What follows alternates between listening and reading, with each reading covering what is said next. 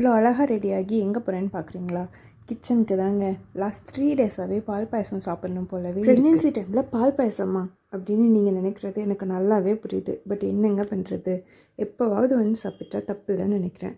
இந்த டைமில் கிரேவிங்ஸ் வர்றது ரொம்பவே நார்மல் தானே. சரி வாங்க, ஜவ்வரிசி சேமியா பால் பாயசம் ரொம்பவே சிம்பிளாக எப்படி பண்ணுறதுன்னு பார்க்கலாம். ஃபர்ஸ்ட்டு ஒரு பாத்திரத்தில் தண்ணி ஊற்றி அதில் ஜவ்வரிசியை போட்டு வேக வச்சு எடுத்து வச்சுக்கலாம். நெக்ஸ்ட் இன்னொரு பாத்திரத்தில் 2 ஸ்பூன் நெய் ஊற்றி நட்ஸ் அண்ட் கிரேப்ஸ் போட்டு ஃப்ரை பண்ணி எடுத்துக்கலாம். என்கிட்ட கருப்பு திராட்சை தான் இருந்துச்சு, ஸோ அதை நான் போட்டிருக்கேன்.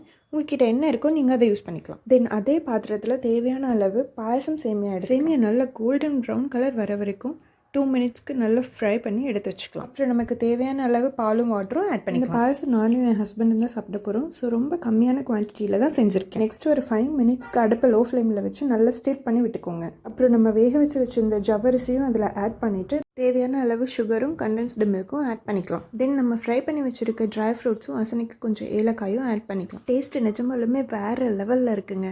கண்டிப்பாக நீங்களும் வீட்டில் ஒன்ஸ் ட்ரை பண்ணி பாருங்கள். உங்களோட ப்ரெக்னென்சி டைமில் இந்த மாதிரியான ஃபுட் கிரேவிங்ஸ் இருந்துச்சுன்னு மறக்காமல் கமெண்ட்டில் ஷேர் பண்ணிட்டு போங்க. ஃபார் மோர் ப்ரெக்னென்சி வீடியோஸ்க்கு ஃபாலோ அண்ட் சப்ஸ்கிரைப் பண்ண மறந்துடாதீங்க.